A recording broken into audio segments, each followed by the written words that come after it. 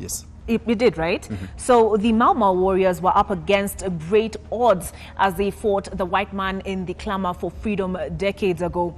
But with their rudimentary weapons and guerrilla tactics, they staged a spirited fight that eventually pushed away the colonialists back to Europe.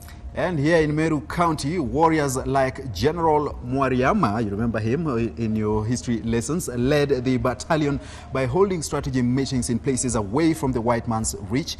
NTV on the road visited one such forest with the Caves of Freedom. Take a look. A few kilometers outside Meru town along the Maua Highway, a heap of green towers above the surface. The Keiga forest is more than just a hill and vegetation, at least for the Ameru people.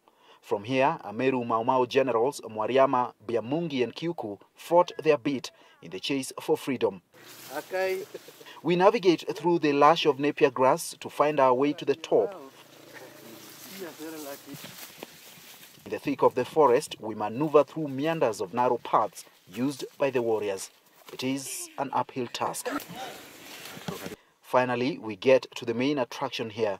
This spot in the thick of the forest with a huge rock providing a shade is referred to as Nduka in the local dialect. This is where the Mau Mau warriors held their meetings as they watched downhill to see if the invaders were coming and repel them. Then they could lay guerrilla tactics on how to encounter them, and at the head of it, they were able to defeat the colonialists. One of the regions whereby they were wiped out very fast because of the advantage of the terrains.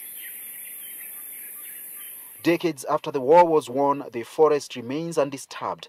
Age-old indigenous trees like the famed Mugumo, Meru oak and sycamore dot the vegetation. Endangered bird species like the great Goliath heron, African hornbill and the hammercope fly freely in the Keiga ecosystem.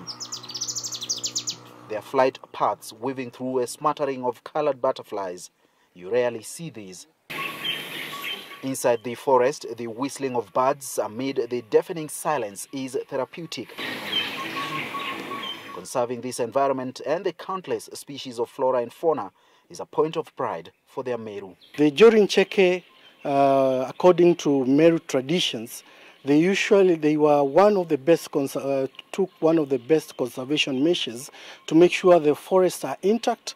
It is those efforts by Jorincheke that have ensured this ecosystem thrives, enabling streams of water to flow through the cracks on earth to major rivers here, nourishing lives downstream.